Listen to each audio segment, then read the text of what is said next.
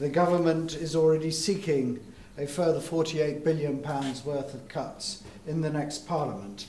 And that's a further third of the budget of those non-protected departments which are outside essentially of health and education.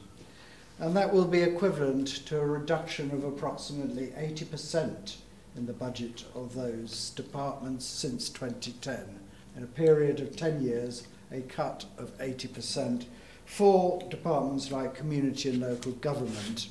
And that is an indication of the severity of the onslaught that is being prepared for us by at least one section of the ruling class. The Condemned Coalition told us in 2010 that it would cut the annual budget deficit to below 40 billion by the end of this Parliament. In fact, it is close to 100 billion.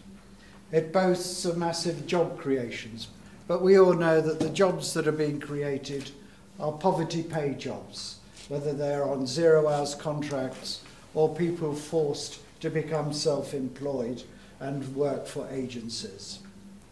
There's been an explosion in the extent of poverty, and there is growing inequality. Yet, as we have constantly pointed out in our paper Fight Racism, Fight Imperialism, there has been no serious resistance. Labour councils have been, as Kat said in her opening comments, vindictive in their cuts, brooking no opposition whatsoever. Not that the trade unions have been particularly willing to offer any such resistance as they cower in the face of the anti-trade union laws. Despite this absence of real systematic working class resistance, we are witnessing the development of a major crisis amongst the parliamentary parties. Once again, the continued economic crisis has reopened the deep splits within the Tory party over EU membership. Support for the Lib Dems has evaporated because of its continued membership of the coalition. Labour is all at sea, with mutterings over Miliband's leadership, cleaving to policies which scarcely differ from those of the Tories. And, on top of that, facing the potential loss of dozens of seats in Scotland because of its opposition to independence. In Scotland itself, the Scottish Nationalist Party has grown in membership by about 80,000, an unprecedented scale of increase in membership of a political party within Scotland. And it is quite clear that Labour faces a wipeout when it comes to a general election. And whilst UKIP threatens to take seats from the Tories, it also may deny seats to Labour in England, because in the absence of any meaningful alternative, sections of the working class which have voted Labour in the past have been may be seduced by UKIP's anti-immigrant, anti-EU rhetoric. So there is a breakup of the sort of former two-party parliamentary system, and that is actually starting to open up real possibilities, because what we are seeing is a Labour Party which is now under serious challenge. And those who support the Labour Party are facing increasing difficulties in justifying a vote for them in the coming general election. When I say it's under serious challenge, it is because large sections of the working class are indicating by their attitude towards Labour councils in particular that their vote for Labour is no longer a given. We saw the first steps in that, in my view, in the Scottish independence referendum, because what was played out there was a statement of opposition to austerity. The issue was indeed independence, but underneath that was clearly an opportunity to reject the austerity policies, not just of the Westminster government, but of the Labour Party itself. When we read or hear about the need to vote for Labour, and we will be hearing very much more of this in the coming period, we do need to remember just what the Labour Party has been responsible for over the last few years. Labour councils up and down the country have axed tens of thousands of jobs. We are now approaching the 5th year of local council cuts. And whereas in the first year or two, the Labour councils were able to argue that they were cutting out bureaucracy rather than services, that was small comfort, obviously, for those who lost their jobs in 2010, 2011, and so on. Now it is services which are really being axed, whether they are social services, services for the elderly, children's services. These are the services now that are under threat in the next round of local council cuts. Foreign policy, the Labour Party has proved over the last 5 years that it is every bit as aggressive as the condemned coalition. We only have to remember its support for the onslaught on Libya, its support for the neo-fascist government in Ukraine, its continued support for sanctions against Russia. We can see a policy of the Labour government which puts first and foremost the interests of British imperialism. So we know what the Labour Party is like today. We know what it's going to be like in government. The point about the book is really to show that it was always thus. It was set up as an imperialist party. It was imperialist, racist, and anti-working class from its inception in 1900. It was not, as many would have us believe, a progressive development that led to the formation of the Labour Party. It was a completely reactionary development. It prevented the possibility of a real independent working class party from emerging in the period when British imperialism was under growing threat. Its monopoly position in the world as the major colonial power, its monopoly of trade, of its finance, its monopoly of the financial world was under serious threat. And with that threat came a threat to the conditions of a small stratum of the working class, what was popularly known at the time as a labour aristocracy. And that labour aristocracy was determined both to protect the interests of British imperialism and to protect its own interests. And it understood that the two were closely entwined. That led to the formation of a racist, anti-working class and imperialist party. And at every stage since then, Labour has shown that it stands on the side of British imperialism. And, you know, we just have to go through it. With moment, we have the onslaught on Kobani by the reactionary ISIS forces and Kurdish demonstrations in support of those fighting back in Kobani taking place across the world. The first Labour government in 1924 sent the RAF to bomb Kurdish villages because they were fighting back against the puppet regime that existed in Iraq at that time. And it wasn't just ordinary bombs it used, they were gas bombs. We were later told, or people were told at the time, that warning leaflets were dropped in advance to allow the villagers to vacate the villages which were going to be bombed later on. But of course, that assumed that they were able to read the leaflets that were dropped. And many actually died as a result of those gas attacks. So from 1924, you move on to 1929, and the key issue in 1929 and the 1928-31 Labour government was India. It was also, of course, the onset of the Great Depression, but critically, as far as the ruling class was concerned, was the continued occupation of India. And there was an insurrection in India which started in 1928. The Labour government made sure that the working class leadership, the potential working class leadership of that insurrection was taken out at the first opportunity. And so it ensured that working class leaders, trade unionists were jailed and detained to prevent them from providing the sort of leadership to the revolutionary movement that emerged at that time. And that had, in the end, dramatic consequences for the people of India.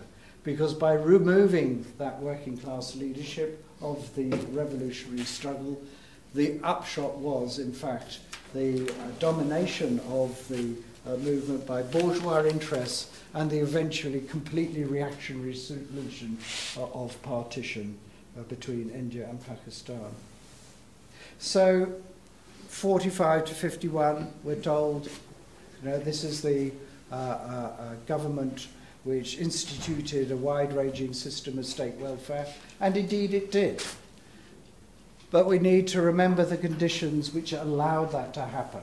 Firstly, the political conditions. The ruling class at the time was really concerned that there would be a revolutionary upsurge on the scale which had taken place in 1919, 1920 after the end of the First Imperialist War. That was a time when membership of trade unions soared from about 3 million to over 8 million.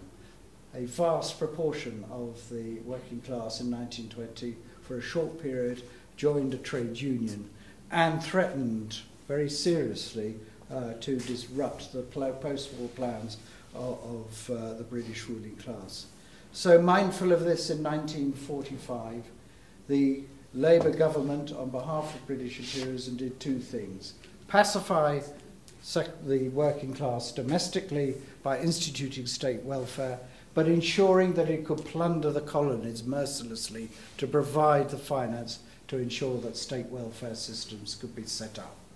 And the book goes through that in some detail, and we, I think, need to remember this constantly, because these years, 45, 51, are seen by many as halcyon years, when everything was possible. And we are told by sections of the left and the trade union leadership that really what we need is a Labour government which is committed to the expansionist Keynesian policies that the 1945-51 government implemented. What is always forgotten is the colonial plunder and looting that took place in order to ensure that this could happen.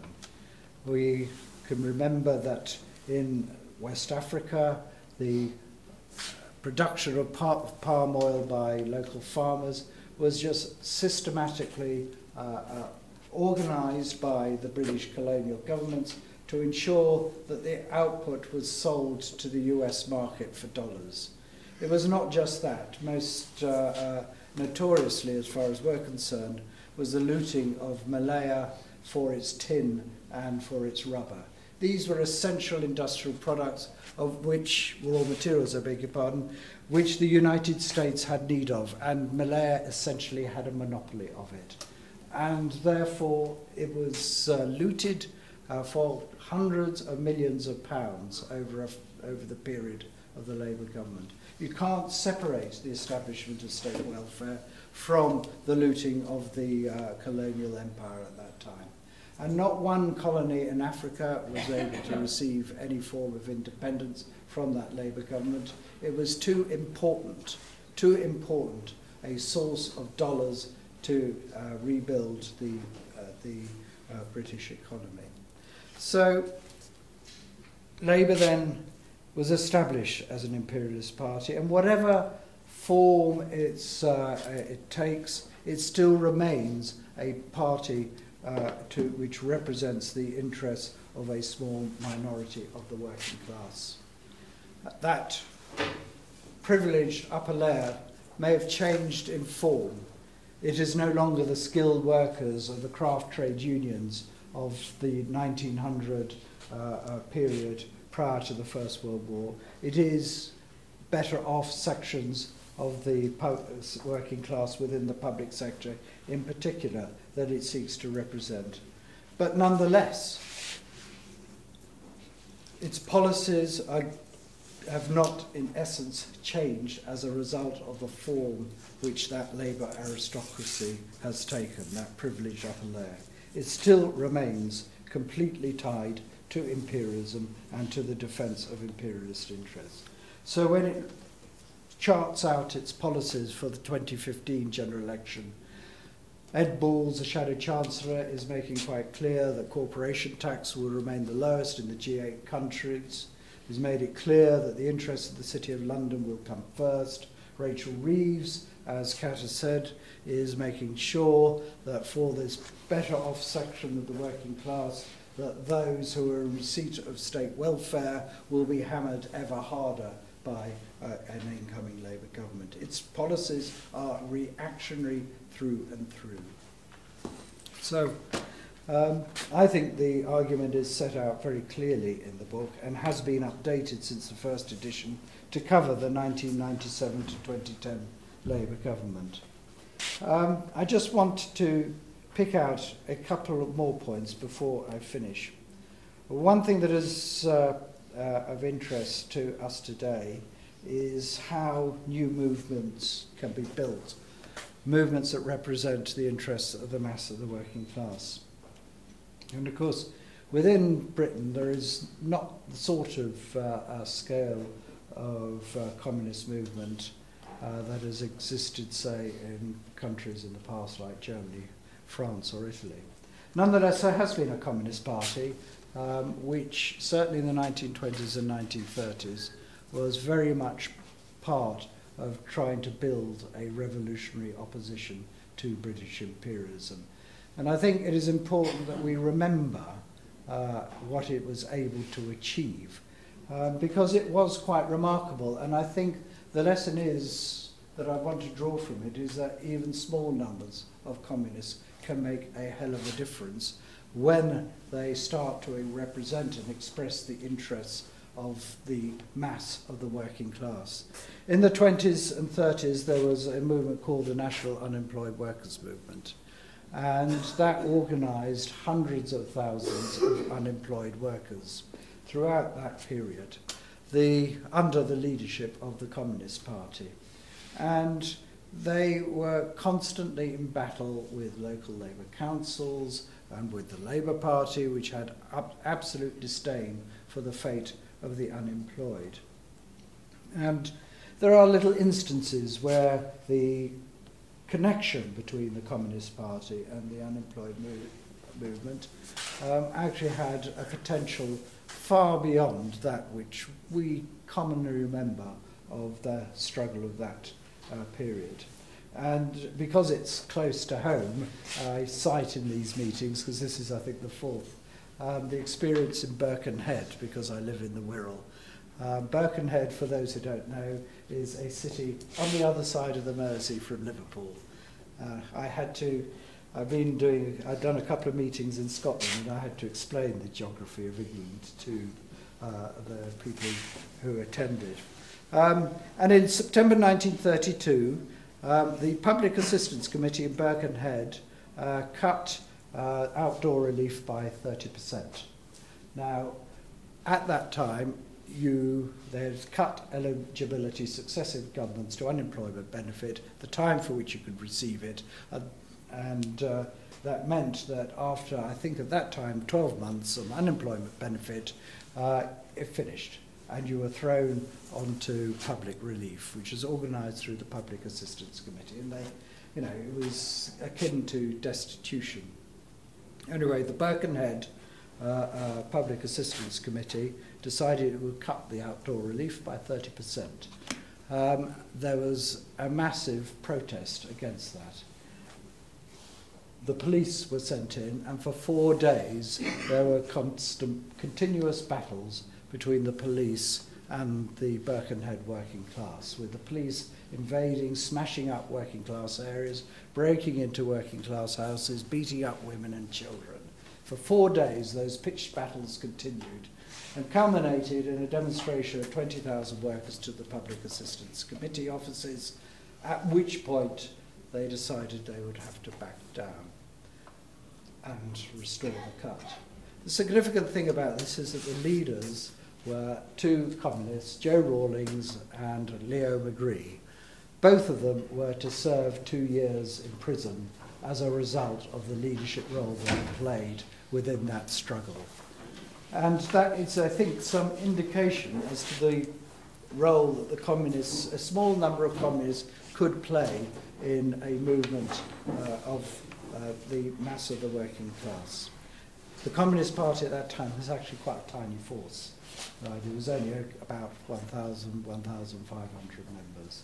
Yet it had an influence quite disproportionate to its size because it expressed the interests of the mass of the working class and was quite able, quite willing to stand up to the state and challenge it when it needed to in defence of the working class. The other thing that I just want to mention is that although it is fairly fashionable on the left to dismiss the Communist Party in that period, particularly in the 1930s, as being ultra-left, and that's for reasons which I don't want to go into now.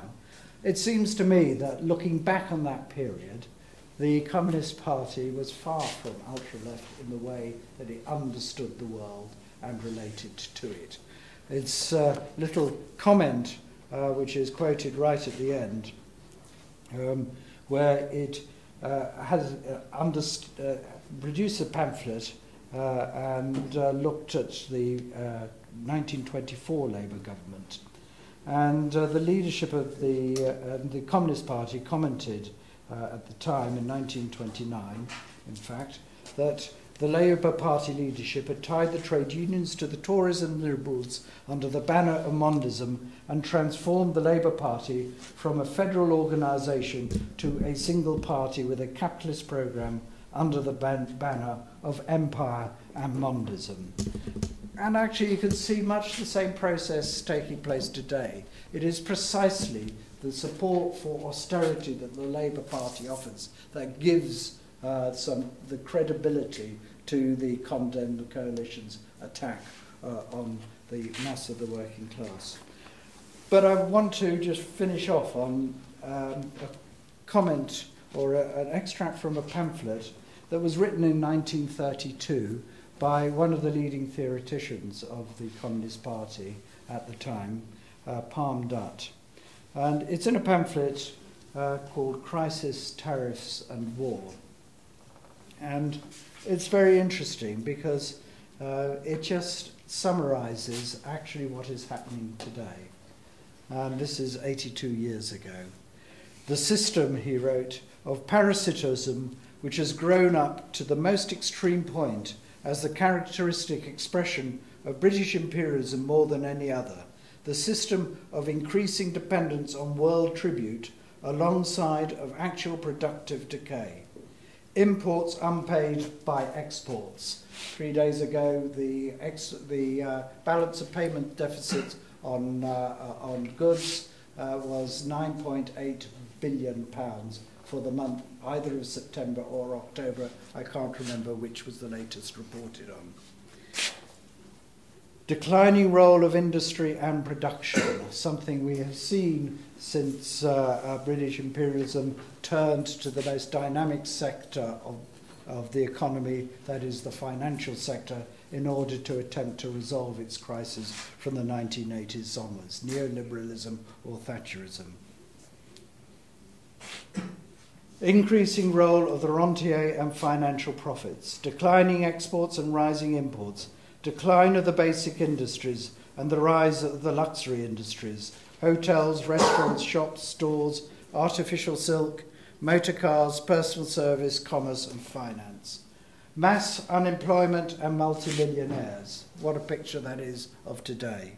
Falling real wages and rising super tax incomes. This is 1932. Just see how the same form of crisis exists today.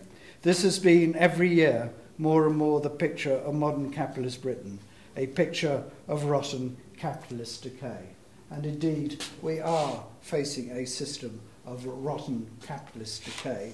And this book's purpose in publishing it now is to say we cannot resolve the problems that face the working class through a reliance on the Labour Party. Far from it. They are part and parcel of the problems that face the working class. This says there is no point in supporting Labour. Indeed, not only is there no point in supporting Labour, but actually we have to build a movement against Labour if we are to start to represent the interests of the mass of the working class. And that is what communists have to do, it seems to me, at this point in time. We have to start to help to build a movement which can break with Labour, which can challenge it. And we find, I think, in conclusion, that at this point in time, to find anybody who can seriously advocate a vote for Labour, we have to ask, in what world do they live? There is going to be no difference between a Labour government or a Labour-led coalition in 2015 than from a Condem or Tory government. Thank you.